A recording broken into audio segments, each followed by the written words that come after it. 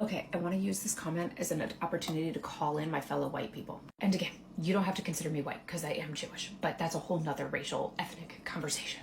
Because it's very easy to have blinders on and not consider yourself racist, but have underlying racial bias. And I'm saying that as somebody who wasn't always this socially aware or conscious or considerate. Not because I was a bad person, but because I simply didn't see the problem. Which is where I think a lot of this colored people stand. Why do you have to make everything about race? Why are you causing division? What's the problem with a white woman being successful? So let's talk about it for a second, okay? And I'm going to say this in a very kind and empathetic way, because you don't know what you don't know, and you can't do better until you know better.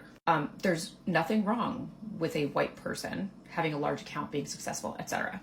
But the fact that it is overwhelmingly a majority of accounts that are successful, that are white and skinny and cishet, etc., that is what's worth criticizing. Because you don't think there's enough Black consumers of media to make a Black woman the next Ballerina Farms.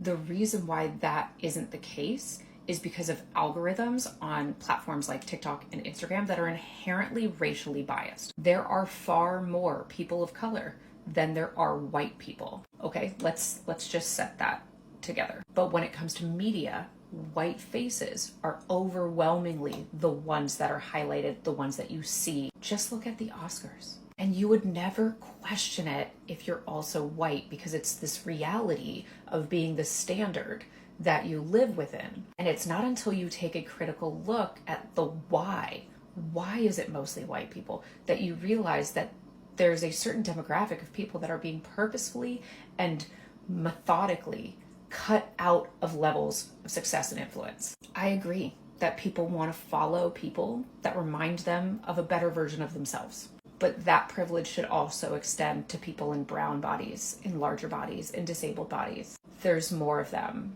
than there are of us. They should be able to look to their Black queen, homesteader, housewife, luxury travel influencer, style and beauty guru who is doing as well because there is a large enough market to support it. And of course, there are successful accounts that fall under those categories, but not as many.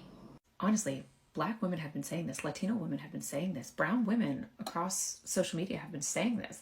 But the fact that I know that more people are willing to listen to me explain it than them